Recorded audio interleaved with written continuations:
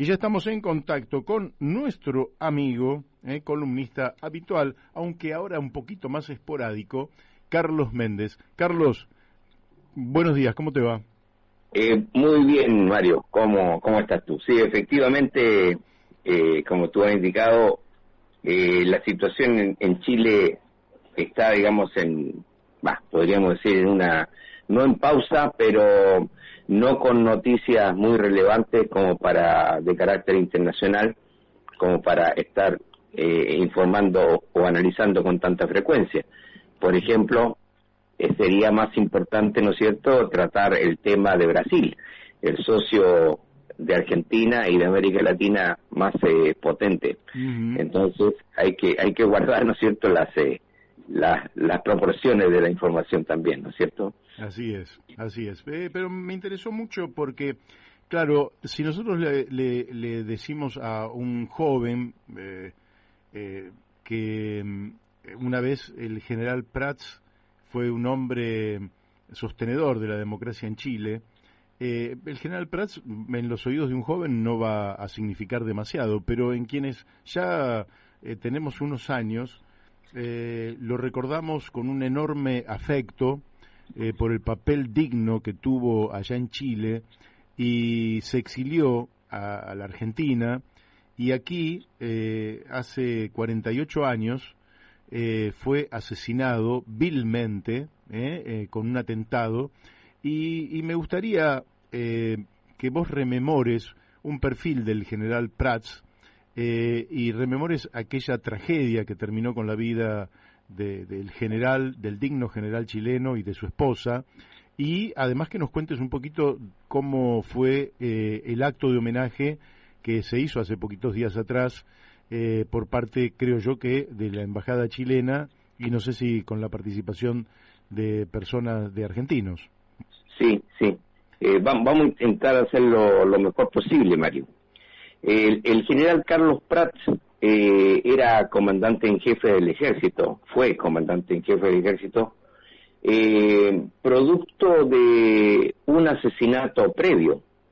O sea, él asumió la función de comandante en jefe del ejército durante los últimos días del gobierno de Eduardo Frei Montalva en octubre de 1970, siendo ya electo Salvador Allende el 4 de septiembre de aquel año, y en el caso de Allende esperando la ratificación del Congreso para asumir posteriormente el 3 de noviembre de aquel año. Y sucedió que en aquellos días de octubre se produjo un atentado de parte de sectores de ultraderecha y asesinaron al entonces comandante en jefe del ejército, René Snyder Cheró. Uh-huh. Eso, digamos, fue entonces un crimen, digamos, no fue algo gratuito, no fue, digamos, un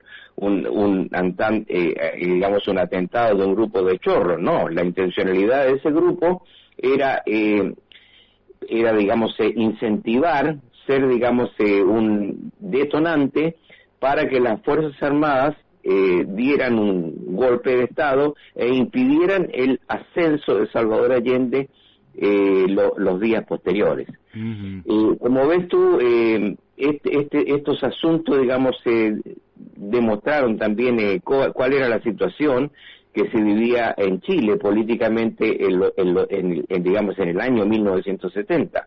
Sí. La madurez política, podemos decir, por un lado del pueblo chileno, que no salió, digamos, a hacer, digamos, manifestaciones, atentados, y por otro lado también la doctrina institucional que hasta ese momento tenían las Fuerzas Armadas, en particular el Ejército, encabezado por el general asesinado René Snyder Cheró, impidió, digamos, cualquier, digamos, atomización de la situación que proponían los culpables. Bueno, pero ¿cuál era la doctrina? Se denominaba aquello la doctrina Snyder, es decir, la no participación, la no injerencia, uh-huh, el respeto por la democracia, ¿no es cierto?, de los sectores uniformados. Doctrina que también era sostenida por el general Carlos Prats. Esa es la afinidad de ambos. Por lo tanto, el nombramiento de Prats como comandante, el jefe del ejército, fue ratificado días posteriores por Salvador Allende, que lo mantuvo como comandante y jefe del ejército. Claro, que era la principal fuerza, aunque en Chile también la Marina era muy poderosa, ¿verdad?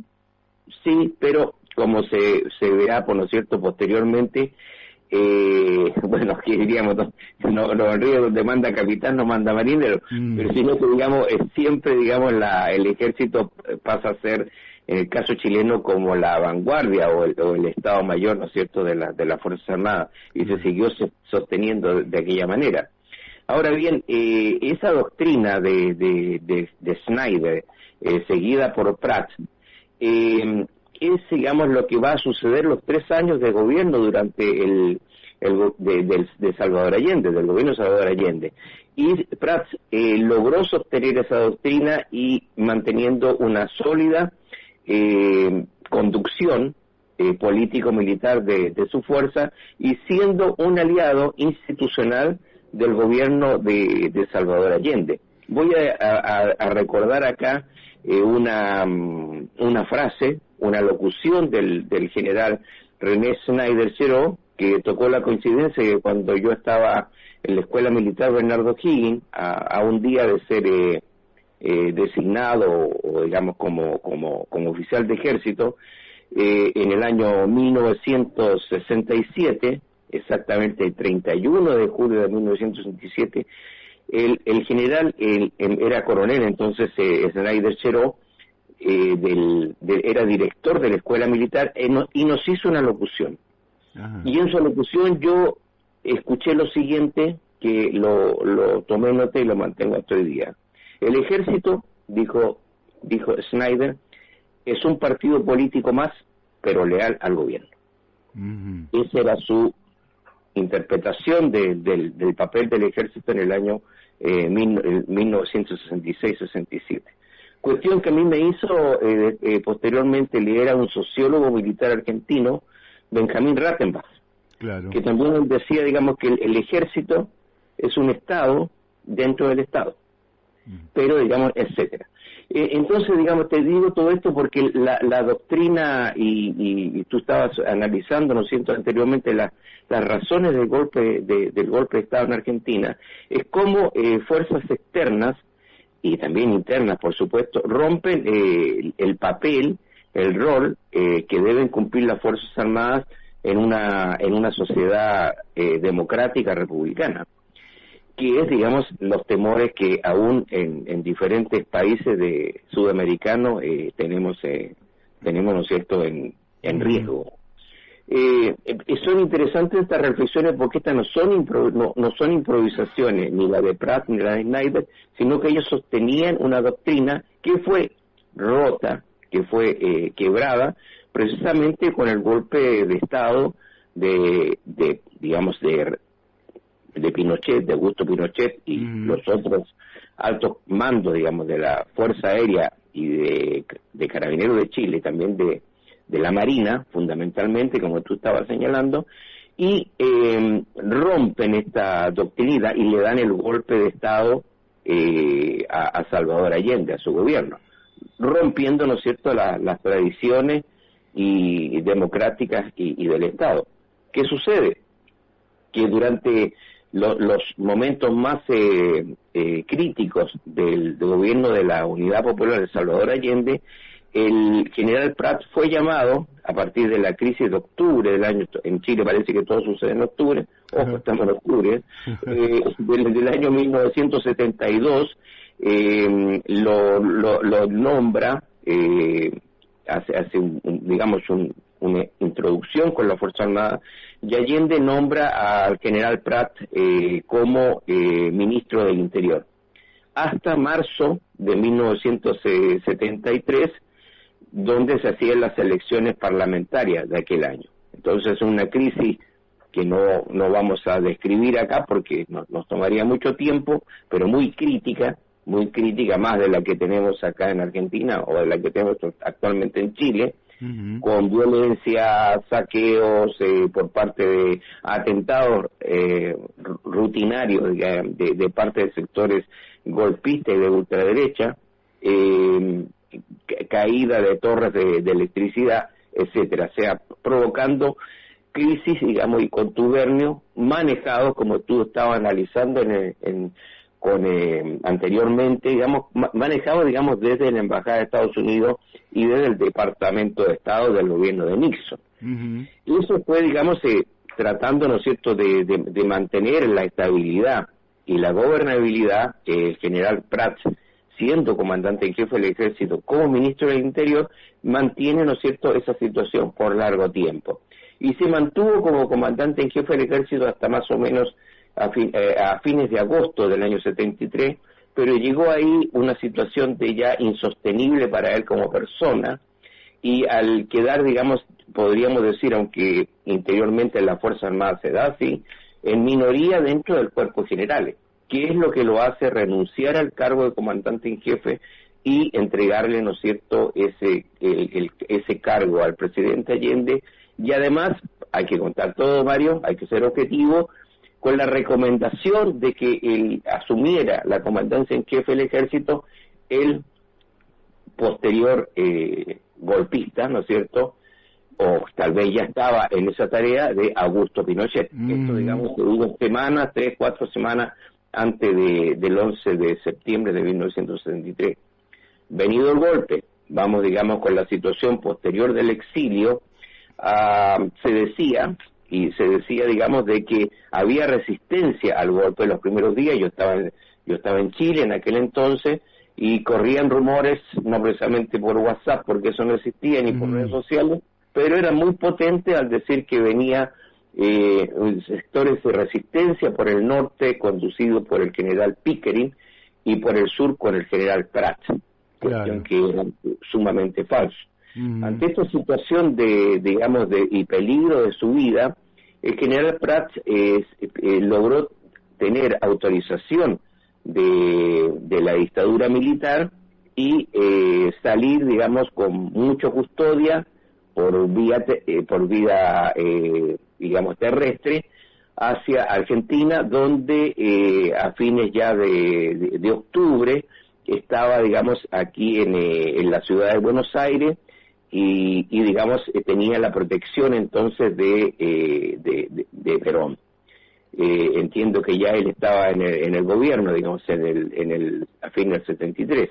Sí. Entonces, Perón asume en septiembre del 73. Claro, Perón mandó, digamos, un destacamento, digamos, de un alto general del ejército, quien recibió a Prats, digamos, en la frontera, y lo trajo con protección hasta digamos, Buenos Aires. Ahí estamos 73, en el 73, Prats es asesinado el 30 de septiembre de 1964, o sea, casi un año estuvo en Buenos Aires, y entonces desde Chile, desde la cúpula de la dictadura, directamente desde las oficinas de Augusto Pinochet, se planificó este atentado que terminó con la vida del general Prats y su esposa, Sofía Cooper, ahí en la calle que ahora se denomina República Árabe Siria, entonces se llamaba Malavia, a pasos del Libertador y en plena comuna de Palermo. ¿Por qué el asesinato? Porque planifica un comando del ejército de Chile, mandado por Pinochet, con vinculaciones con la CIA. Todo esto, hay libros escritos al respecto, Mario, todos los archivos están acá. Fueron investigados y condenados por la jueza María Servini de Cubría. Ajá, sí. Entonces, digamos, es todo lo que cuento, digamos, es historia, que no todo el mundo la sigue, por supuesto. Y las razones era, digamos, porque Prats se convertía en el exilio, y nada menos que de Argentina, como un referente de la recuperación, de una rápida recuperación de la democracia en Chile, por la influencia que su pensamiento, doctrina, aún tenía dentro, digamos, en los oficiales de fundamentalmente del ejército. Entonces, para impedir esa influencia que Prat podía tener en el exilio y de convertirse en una figura, incluso, aunque él no estaba en esa planificación, eso lo digo porque he leído su memoria, de constituir, pero podría ser, digamos, de otros sectores políticos también en el exilio, de constituir un gobierno en el exilio con la conducción de Carlos Prat. Pero, digamos, por eso, a cuestión de impedir eso, un comando, digamos, terminó con su vida en una de las, como decía, en las calles de Palermo, para impedir. Y esa situación, digamos, porque cuando se da el golpe de Estado, Mario, no hay unanimidad dentro de los altos mandos, los comandantes de regimiento, digamos, en las diferentes plazas, ciudades de Chile, unanimidad, digamos, de que fuera a ser un gobierno militar continuo. Se pensó que iba a ser una fase que se iba, digamos, a hacer una reconstrucción, una recuperación de la democracia en un plazo tal vez de 6 meses más. Bueno, lo que hace Pinochet y su alto mando para mantener la lealtad y docilidad, digamos, de los altos mandos de las Fuerzas Armadas, es que los compromete en los famosos juicios sumarios o cortes marciales, donde los hace hacer juicios en diferentes ciudades de Chile, cuestión de comprometer con su firma y por supuesto con asesinatos y muertes, de eso se trata, a los altos mandos, digamos, del ejército, y cuestión de demostrar la lealtad a su dictadura.